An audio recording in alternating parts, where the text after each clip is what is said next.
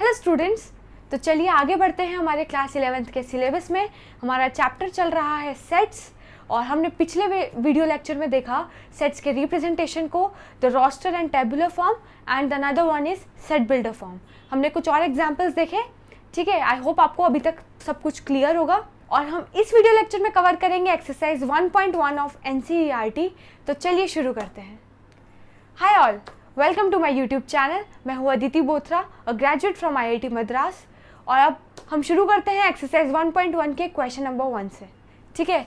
तो पहला क्वेश्चन है, which of the following are sets. हमें बताना है कि इनमें से कौन कौन से सेट्स हैं और कौन कौन से सेट नहीं हैं। तो पहले हम रिकॉल करते हैं, सेट्स की डेफिनेशन देखते हैं। सेट की डेफिनेशन कहती है set is a well defined collection of objects. हमें फोकस करना है वेल डिफाइंड टर्म पे। हमें कोई भी कलेक्शन में सिर्फ इतना देखना है कि क्या वो वेल डिफाइंड है। अगर वो वेल डिफाइंड है तो yes it is a set, if it is not well defined then it is not a set, ठीक है। तो चलिए पहले क्वेश्चन से शुरू करते हैं। पहला पार्ट है collection of all the months of the year beginning with letter J. देखिए, collection of all the months of the year, अगर सिर्फ इतना भी क्वेश्चन होता तो भी ये कलेक्शन क्या है, वेल डिफाइंड है। हमें पता है January, February, March, April, May, June till December, all this are well defined objects, ठीक है। तो ये कलेक्शन है वेल डिफाइंड। इसमें भी इन्होंने क्या बोला है, ऐसे मंथ्स जो जे से शुरू होते हैं, जैसे जनवरी, फरवरी, मार्च, अप्रैल, मई तो नहीं आएगा। जनवरी के बाद आएगा जून और जुलाई। जनवरी, जून और जुलाई, हाँ ये वेल डिफाइंड कलेक्शन है। Yes it is a well defined collection, so it is a set, ठीक है। Second, collection of top 10 most talented writers of India. क्या कोई क्राइटेरिया है जिसमें हम बता सकते हैं कि यार इंडिया के सबसे बेस्ट टॉप 10 राइटर्स कौन है? यार ऐसा कोई क्राइटेरिया नहीं है। फॉर एग्जाम्पल, किसी को पोएम्स पसंद है तो उसके लिए मे बी वो वाला राइटर ज़्यादा अच्छा होगा, बेस्ट होगा जो पोएम्स लिखता होगा। किसी को नॉवेल्स पसंद है तो उसके लिए वो राइटर बेस्ट होगा जो नॉवेल्स लिखता होगा। तो there is no criteria to define top most writer of India कौन है। So it is not a well defined collection, so it is not a set, ठीक है। Okay, next, a team of 11 best cricket batsman of the world. क्या ऐसा कोई criteria है जिससे हम बता सकते हैं कि टॉप क्रिकेट बैट्समैन कौन है? नहीं है, राइट। तो ये वेल डिफाइंड कलेक्शन है या नहीं है? देखिए, हम इसे प्रॉपरली अच्छे से डिफाइन नहीं कर सकते हैं। इसका कोई क्राइटेरिया नहीं है बताने का कि बेस्ट क्रिकेट बैट्समैन की टीम कौन सी होगी, इसीलिए it is not a set. Next, a collection of all the boys of your class. Yes it is well defined, right. क्यों? क्योंकि हमें पता है कि हमारी क्लास में कितने बॉयज़ हैं, ठीक है। हम उन बॉयज़ का सेट बना सकते हैं, कलेक्शन बना सकते हैं। और वो collection, since this collection is well defined, हम बोलेंगे कि yes this collection is a set. A collection of all natural numbers less than 100। शुरू कहाँ से होगा? 1, 2, 3, 4, 5 अप टू 100, ठीक है।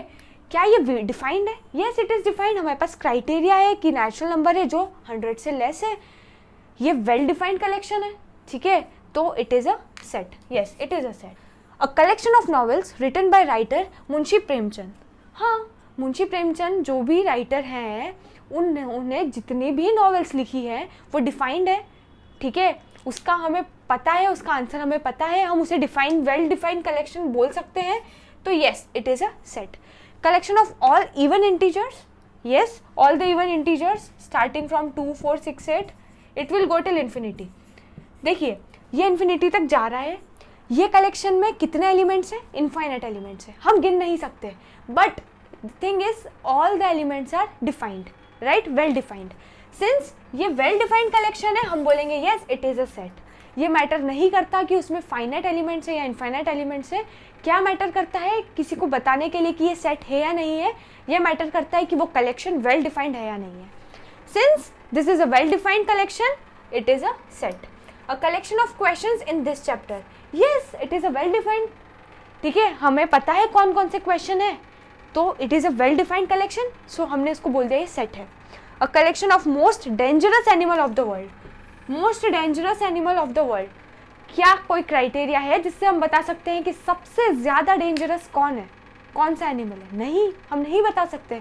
It is not well defined, so it is not a set.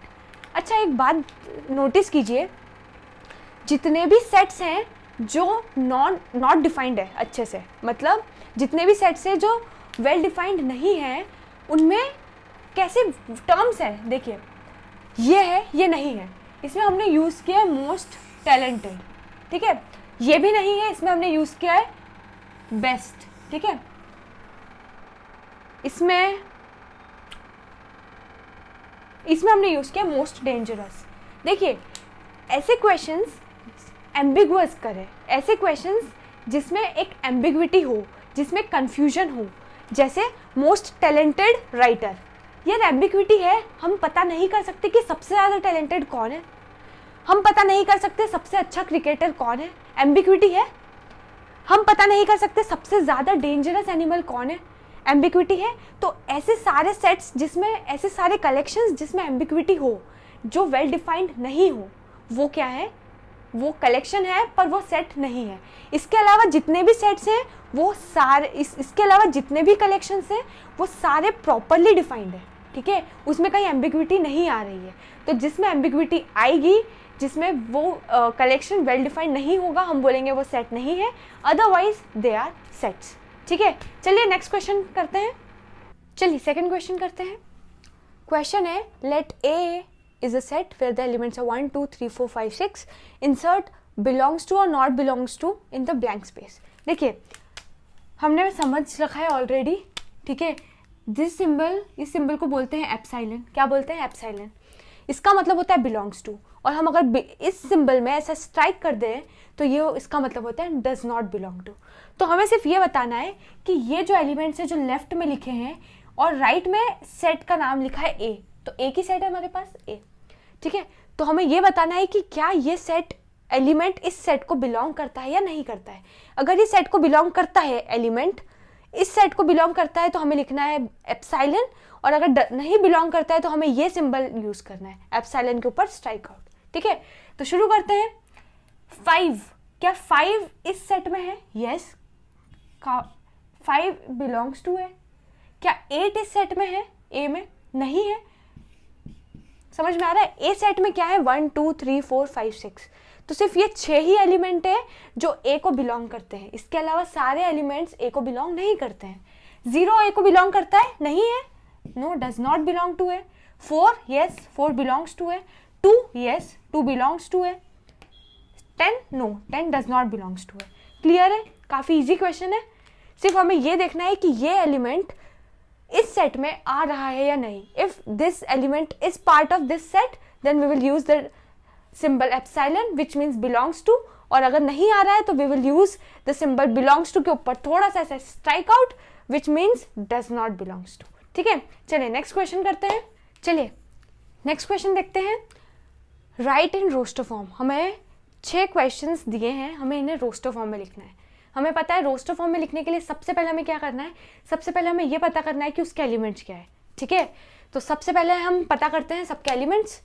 इसके एलिमेंट्स पहले कंडीशन देखते हैं, x A is a set of all x such that x is a integer and -3 less than equal to x less than 7, ठीक है। पहली thing x क्या है, integer, और दूसरा कंडीशन दिया है -3 से लेके 7 तक, ठीक है। तो मैं एलिमेंट्स क्या क्या होंगे, देखिए यहाँ लेस देन इक्वल टू लिखा है, मतलब मुझे -3 को इंक्लूड करना है, यहाँ सिर्फ लेस लिखा है, इक्वल नहीं है, तो 7 को इंक्लूड नहीं करना है, ठीक है।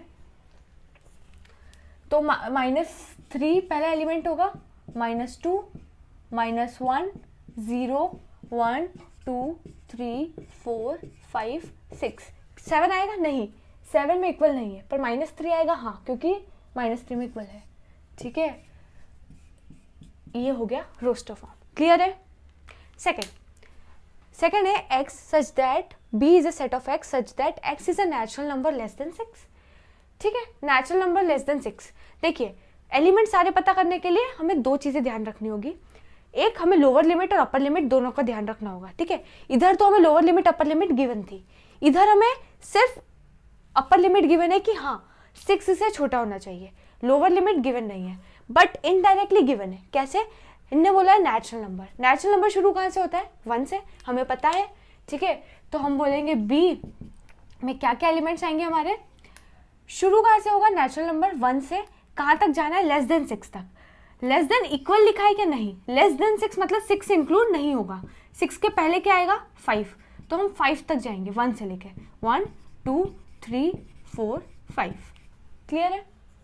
Next, C set of all x such that x is a 2-digit number such that sum of all its digit is 8। ठीक है, पहले ये समझिए हमें सम ऑफ इट्स डिजिट कितने होने चाहिए? 8। डिजिट्स का सम होना चाहिए 8 और डिजिट कितने हैं? 2। तो पहले हमें ये देखना है कि वो 2 डिजिट क्या क्या हो सकते हैं। ठीक है, तो हम ऐसे 2 नंबर्स निकालते हैं जिनका सम क्या हो? 8 हो। तो हम शुरू करते हैं, पहला 0 से शुरू करते हैं। एक नंबर हम लेते हैं, इधर हम लिखते हैं नंबर 1, इधर हम लिखते हैं नंबर 2। ठीक है, अगर हमने पहला नंबर लिया है 0, सम 8 करने के लिए दूसरा डिजिट क्या होना चाहिए? 8। ठीक है, तो 0 और 8 का सम क्या हो रहा है? 8। ठीक है, अब आप नॉर्मली सोचिए कोई भी 2 डिजिट का सम करना है तो वो दोनों डिजिट इंटीजर ही होंगे, ऑब्वियस बात है। ठीक है, अगर मैंने लिखा है मान लीजिए एग्जाम्पल 49, तो पहला डिजिट और दूसरा डिजिट दोनों इंटीजर ही होंगे। ऐसा तो हो नहीं सकता है कि पहला कोई नॉन इंटीजर हो या 2.4 हो, पॉसिबल ही नहीं है। किसी भी एक नंबर में, नेचुरल नंबर में कोई भी 2 डिजिट देखेंगे, 2 डिजिट नेचुरल नंबर में कोई भी दोनों डिजिट देखेंगे तो दोनों डिजिट क्या होंगे? इंटीजर। तो हमें 2 इंटीजर का सम क्या करना है? 8।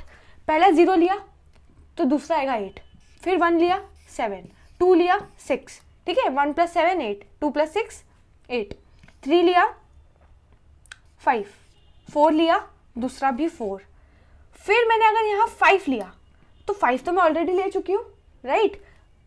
5 और 3, यहाँ पे 5 लिया तो यहाँ पे भी 3 ही आएगा। ठीक है, तो मेरे पास सारे केस आ चुके हैं।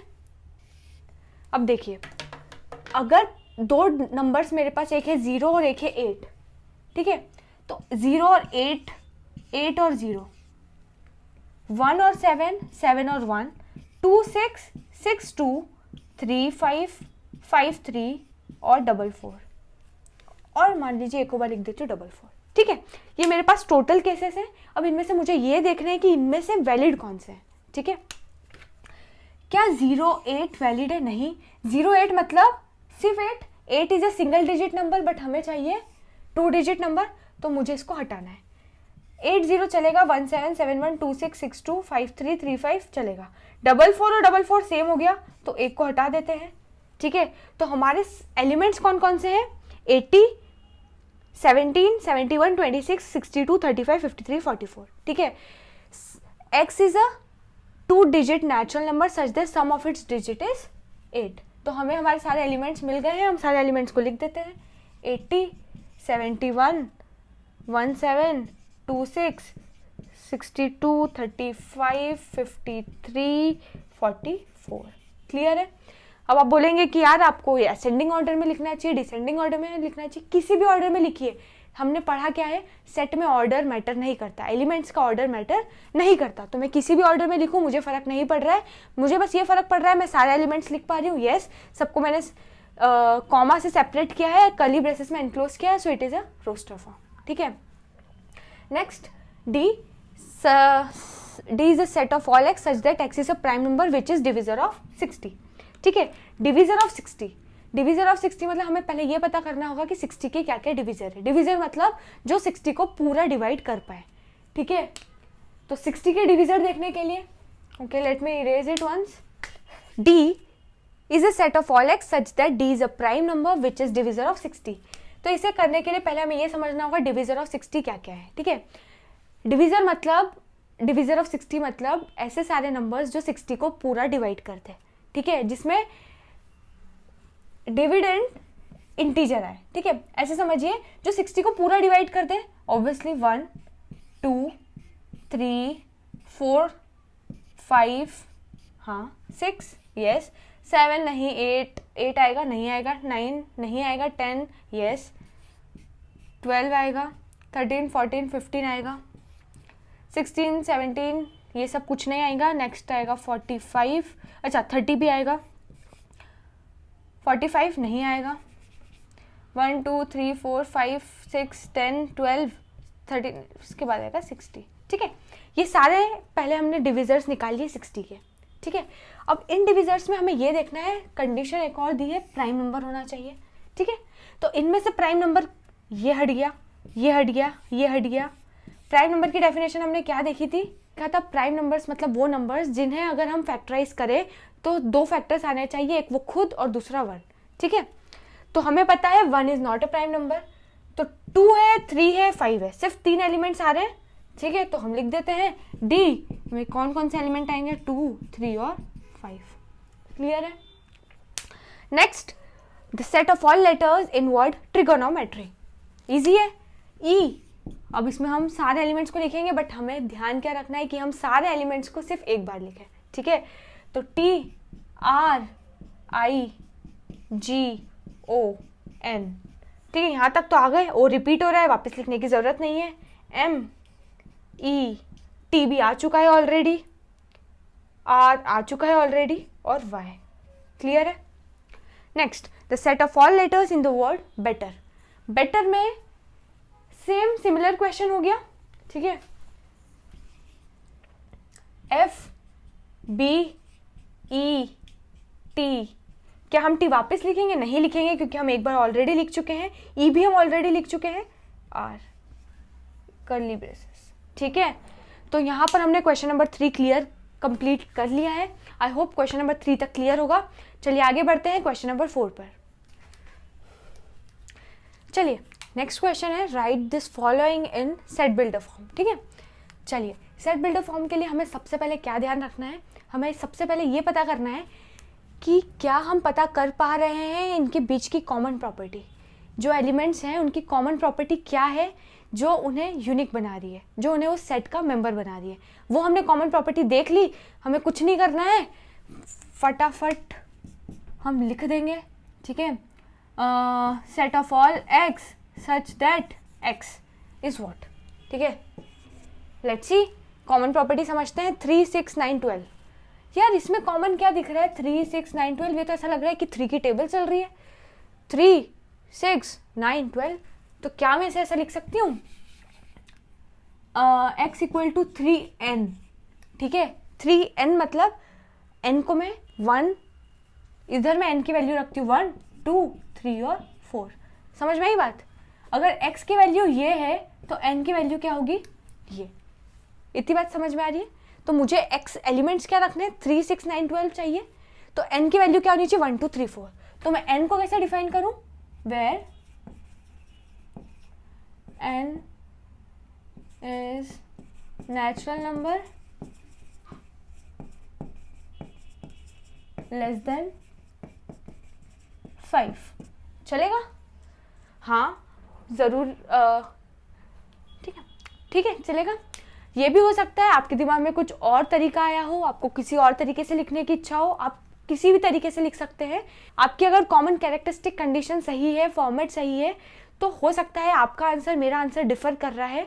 हो सकता है आपका आंसर कुछ और आ रहा हो, आपने कुछ और कंडीशन लिखी हो। इट इज़ पॉसिबल, आपका आंसर सही हो, मेरा आंसर सही हो, दोनों का answer at the same time सही हो, पॉसिबल है, ठीक है। नेक्स्ट, 2, 4, 8, 16, 32। क्या कॉमन दिख रहा है इसमें? यार ऐसा लग रहा है कि 2 की पावर 1, 2 की पावर 2, 2 की पावर 3, 2 की पावर 4, 2 की पावर 5। यस, है ना? तो अगर x की ये वैल्यू है तो मैं ऐसा लिख सकती हूँ, set of all x such that x equal to 2 की पावर n, ठीक है। अच्छा, अब क्वेश्चन आता है कि n क्या होना चाहिए, ठीक है। तो इसमें n की वैल्यू क्या होगी, जब x की वैल्यू 2 है तो n की वैल्यू 1 होगी, इधर 2 होगी, 3 होगी, 4 होगी और इधर होगी 5, ठीक है। तो n की वैल्यू कहाँ से कहाँ तक जा रही है, 1 से लेके 5 तक। तो मैं ये सेम लाइन लिख सकती हूँ, सेम लाइन तो नहीं लिख सकती हूँ पर सेम टाइप से लिख सकती हूँ, where n is natural number. ये यार लिख सकती हूँ where n is a natural number less than 6, या ये लिख सकती हूँ where n is a natural number less than equal to 5। चलेगा? हाँ, लेस देन इक्वल टू लिखा है मतलब 5 को इंक्लूड करना है, 5 मेरा इंक्लूड हो रहा है, ठीक है। नेक्स्ट देखते हैं 5, 25, 125, 625। यार इसमें क्या कॉमन दिख रहा है? इसमें कॉमन सेम इसी टाइप से दिख रहा है यार। इसको मैं 5 की पावर 1, 5 की पावर 2, 5 की पावर 3, 5 की पावर 4 लिख सकती हूँ? हाँ, तो मैंने लिख दिया set of all x such that x equal to 5 की पावर n। अब n की वैल्यू कहाँ से कहाँ तक जा रही है? जब x की ये वैल्यू है तो n की वैल्यू इधर है 1, इधर 2, इधर 3 और इधर 4, तो n की वैल्यू हो रही है 1 2 3 4, where n belongs to natural number, ऐसा लिख देते हैं यार। ठीक है, हम किसी भी तरीके से लिख सकते हैं, and n is less than 5, चलेगा। n belongs to natural number मतलब 1 2 3 4 5 6 up to infinity, but condition एक और क्या लिखी हमने, n लेस देन 5, तो शुरू होगा 1 2 3 4 तक, लेस देन 5 है तो 5 इंक्लूड नहीं होगा। क्लियर है? नेक्स्ट 2 4 6 8 10 क्या है ये तो हमें क्लियर है यार, ये तो इवन नंबर्स है, तो हम लिख देते हैं x such that x is a even number. Clear है? अच्छा, आपको किसी और तरीके से लिखना है, आप लिख सकते हैं, आप ये भी लिख सकते हैं, is a set of all x such that x equal to 2n where n belongs to natural number. Possible है, ठीक है, किसी भी तरीके से लिख सकते हैं जैसे आपको लिखने की इच्छा हो। ठीक है, अब इसमें क्या कंडीशन कॉमन दिख रही है यार, ये 1 का स्क्वायर दिख रहा है, ये 2 का स्क्वायर दिख रहा है, ये 3 का स्क्वायर दिख रहा है, अप टू ये 10 का स्क्वायर दिख रहा है। ये कैरेक्टरिस्टिक कंडीशन क्या है कि यार ये तो स्क्वायर है, 1 से लेकर 10 तक का स्क्वायर है। ठीक है, तो हम लिख देते हैं is a set of all x such that x equal to n square. ठीक है, n square where n belongs to natural number and n is less than equal to 10। इसमें n की वैल्यू कहाँ से कहाँ तक जा रही है, n की वैल्यू नेचुरल नंबर बोला है, लोअर लिमिट हमने क्या बताई है 1, क्यों? क्योंकि नेचुरल नंबर बोला है तो नेचुरल नंबर की लोअर लिमिट होती है 1 से शुरू हो रहा है, अपर लिमिट हमने बोला है n less than equal to 10। ठीक है, तो 10 तक जाएगा। क्लियर है? आई होप ये सारा चीज़ें आपको क्लियर है। किसी भी क्वेश्चन में अगर आपको सेट बिल्डर फॉर्म में लिखने का बोले तो सबसे पहले आपको कैरेक्टरिस्टिक कंडीशन पता करनी है, वो कौन सी कॉमन प्रॉपर्टी है जो इस सेट के एलिमेंट्स में है और बाकी किसी एलिमेंट्स में नहीं है। ठीक है, वो कंडीशन पता कर ली, फिर हमें कर्ली ब्रेसेस में x लिखकर कॉलन लगाकर और वो कंडीशन लिख देनी है। हो सकता है आपका आंसर डिफरेंट आ रहा हो, किसी और का आंसर डिफरेंट आ रहा हो। सो जो चीज़ मैटर करती है वो ये है कि आपकी जो कॉमन प्रॉपर्टी आप जो देख रहे हैं वो आप सही लिख रहे हैं। ठीक है, और आपका फॉर्मेट सही है। तो चलिए नेक्स्ट क्वेश्चन देखते हैं। ठीक है, तो ये क्वेश्चन में पूछा है list all the elements of the following sets, तो हमें सिर्फ इसमें एलिमेंट्स पता करना है कि इस सेट के कौन कौन से एलिमेंट्स हैं। ठीक है, तो चलिए पहला है A is a set of all x such that x is an odd natural number। क्या इसमें अपर लिमिट लोअर लिमिट दी है? नहीं दी है, सिर्फ हमें इतना बोला है कि x is an odd natural number। तो इसके एलिमेंट्स क्या क्या हो जाएंगे? ऑड नेचुरल नंबर शुरू कहाँ से होगा? 1 से, 3 5 7 9 11 13 ... ठीक है, सिंस इसका अपर लिमिट लोअर लिमिट नहीं दिया है तो हम एलिमेंट्स को ऐसे लिखेंगे। ठीक है, next x is an integer which is between -1/2 and 9/2। ठीक है, अच्छा इसका मतलब -0.5 less than x less than 9/2 मतलब 4.5। हमें ऐसे सारे इंटीजर निकालने हैं जो -0.5 और 4.5 के बीच में है। ठीक है, ये नंबर लाइन है, -0.5 इधर आएगा, इसके बाद आएगा, अच्छा -1 किधर आएगा? -1 इधर आएगा। ठीक है, 0 1 2 3 4 5 और 4.5 इनके बीच में कहीं आएगा। ठीक है, तो हमें ऐसे सारे इंटीजर्स निकालने हैं। क्या वो निकालने हैं? इंटीजर्स। तो इंटीजर्स जो -0.5 और 4.5 के बीच में है, तो पहला है 0। ठीक है, तो हम एलिमेंट्स लिख देते हैं सीधे, 0 1 2 3 4। 5 नहीं आएगा, क्यों? क्योंकि 5 इसके बाद आ रहा है, और -1 नहीं आएगा क्योंकि वो -4.5 के बाद आ रहा है। ठीक है, हमें ऐसे नंबर्स निकालने हैं जो -0.5 से बड़ा हो और 4.5 से छोटा हो। तो ठीक है, okay, it is clear. Next है x is an integer where x square is less than equal to 4। देखिए हमें इसमें पहला केस में देखते हैं, इसमें लोअर लिमिट अपर लिमिट दी थी नहीं दी थी, पर हमें लोअर लिमिट पता थी क्योंकि उन्होंने नेचुरल नंबर बोला है तो लोअर लिमिट 1 हो गई, ठीक है। अपर लिमिट नहीं दी थी तो हमने इन्फिनिटी तक चले गए। इसमें हमें अपर लिमिट और लोअर लिमिट दोनों दी थी। अब इसमें हम समझते हैं हमारे पास अपर लिमिट लोअर लिमिट क्या है, ठीक है। x is an integer where x square is less than equal to 4। तो देखिए हमें अपर लिमिट गिवन है, अपर लिमिट क्या है, x square is less than equal to 4। Upper limit है हमारी, x स्क्वायर के लिए अपर लिमिट है 4। लोअर लिमिट क्या होगी यार, ऐसे सोचिए किसी का भी स्क्वायर क्या नेगेटिव हो सकता है? अरे कोई नेगेटिव नंबर लेके देख लीजिए, -2 का स्क्वायर करके देख लीजिए क्या आएगा 4। 0.2 का स्क्वायर करके देख लीजिए 0.04, -0.2 का करेंगे तो भी 0.04। मतलब अगर आप नेगेटिव का स्क्वायर कर रहे हैं तो भी पॉजिटिव आ रहा है, अगर आप पॉजिटिव का स्क्वायर कर रहे हैं तो भी पॉजिटिव आ रहा है, अगर आप 0 का स्क्वायर कर रहे हैं तो 0 आ रहा है। मतलब किसी भी केस में नेगेटिव नहीं आता है, ठीक है। तो किसी भी नंबर का स्क्वायर कभी भी नेगेटिव नहीं हो सकता है। सबसे छोटा नंबर क्या पॉसिबल है, वो है 0, ठीक है।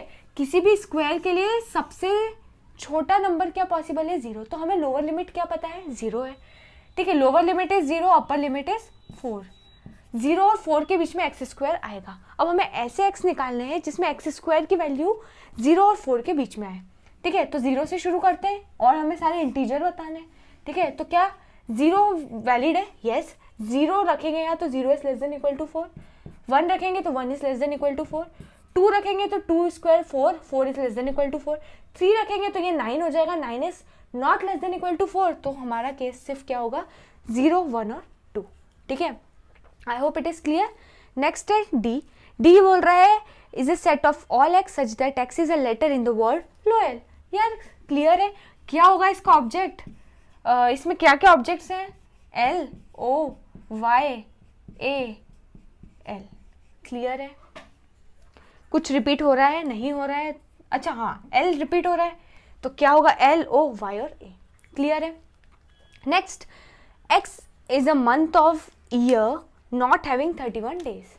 यार ठीक है, जनवरी, अच्छा ऐसे शुरू करते हैं, जनवरी, February, March, April, May, June, July, August, September, October, November and दिसंबर। अब इनमें से 31 डेज वाले काट देते हैं क्योंकि यहाँ लिखा है नॉट हैविंग 31 डेज।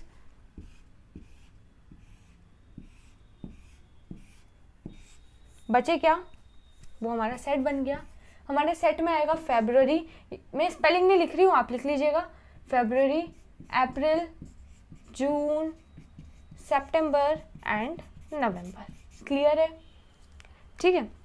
नेक्स्ट है x such that x is a consonant in English alphabet which precedes के। प्रीसीड्स मतलब क्या होता है, देखिए दो टर्म होते हैं, एक होता है प्रीसीड्स, एक होता है एक्सीड्स। प्रीसीड्स मतलब उसके पहले वाले, एक्सीड्स मतलब जो उसे एक्सीड करे, मतलब उसके आगे वाले, उससे बड़े वाले, ठीक है। तो अगर यहाँ लिखा है प्रीसीड्स मतलब प्रीसीड्स के, क्या लिखा है, प्रीसीड्स के मतलब जो के पहले है, ठीक है। अगर यहाँ लिखा होता है एक्सीड्स के मतलब के बाद आने वाले। तो अल्फाबेट्स, ऐसे अल्फाबेट्स नहीं, सिर्फ नॉट ओनली अल्फाबेट्स, कॉन्सोनेंट्स, ऐसे कॉन्सोनेंट्स इंग्लिश अल्फाबेट में जो के पहले आते हैं। तो ठीक है, पहले हम सारे ऐसे कॉन्सोनेंट्स लिख लेते हैं, ठीक है। अच्छा पहले हम सारे अल्फाबेट्स लिख लेते हैं, ठीक है।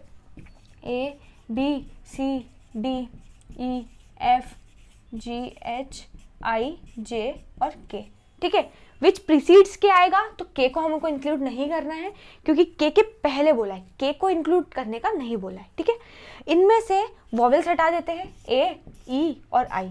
तो हमारे पास क्या बच जाएगा, B C D F G H और जे। तो ये हमारे मेंबर्स हो गए, एलिमेंट्स हो गए या ऑब्जेक्ट्स हो गए। याद आया, हमने पहले लेक्चर में देखा था, हम इनको मेंबर्स बोल सकते हैं, ऑब्जेक्ट्स बोल सकते हैं, एलिमेंट्स बोल सकते हैं। हो सकता है यहाँ पे आपको बताते वो ऑब्जेक्ट्स या क्वेश्चन में देते हैं एलिमेंट्स या मेंबर्स, तो आपको कंफ्यूज नहीं होना है, तीनों का मतलब सेम होता है। आई होप यहाँ तक सब क्लियर होगा। अब आगे बढ़ते हैं लास्ट क्वेश्चन पे, क्वेश्चन नंबर 6। तो 6th क्वेश्चन में हमें क्या करना है, LHS में रोस्टर फॉर्म दिया है एंड RHS में हमें सेट बिल्डर फॉर्म दिया है, हमें मैच करना है, ठीक है। तो पहला है x is a prime number and divisor of 6। सबसे पहले ये समझ लेते हैं डिविजर ऑफ 6 क्या क्या होंगे। डिविजर मतलब जो 6 को पूरा तरीके से डिवाइड कर सके, ठीक है, ताकि डिविडेंड क्या हो, इंटीजर हो। तो 6 के फैक्टर्स क्या हो जाएंगे, मतलब 6 के डिविजर्स क्या हो जाएंगे, 1 2 3 एंड 6, ये 4 है, ठीक है। 1 2 3 और 6 ये क्या है, इसके divisors. x is a prime number and divisor of 6। Divisor of 6 आ गया। अब इनमें से प्राइम कौन कौन से हैं, इनमें से प्राइम सिर्फ 2 हैं, 2 और 3, तो इसको मैच करेंगे हम 2 और 3 से। I hope it is clear. Next है x is an odd natural number less than 10। Odd natural number which are less than 10, which is very clear, 1 3 5 7 and 9, ठीक है। नेक्स्ट है x is a natural number and divisor of 6। इनमें से ये चारों ही natural number हैं and चारों ही डिविजर ऑफ 6 है, तो 1 2 3 और 6 क्या हो जाएगा, नेचुरल नंबर भी हो जाएगा और डिविजर ऑफ 6 हो जाएगा। Next, x is a letter of the word mathematics. देखिए हमेशा ध्यान रखना है, हमें सेट्स में जो ऑब्जेक्ट्स हैं, जो उसके मेंबर्स हैं, उन्हें रिपीट नहीं करना है सेट्स में। वो एक अच्छा तरीका है सेट को रिप्रेजेंट करने का। तो इधर जो भी डबल बार आने चाहिए वो उन्होंने सिंगल बार ही लिख कर दिए हैं, ठीक है। Anyways I hope it is clear. Okay, तो यहाँ पर हमारा एक्सरसाइज 1.1 खत्म होता है। हमने एक्सरसाइज 1.1 के सारे क्वेश्चंस देख लिए हैं। आई होप आपको सारे क्वेश्चंस क्लियर हो गए होंगे। तो अब हम मिलेंगे नेक्स्ट वीडियो में। नेक्स्ट वीडियो में हम देखेंगे टाइप्स ऑफ सेट्स, ठीक है। तो चलिए मिलते हैं नेक्स्ट वीडियो में। Thank you.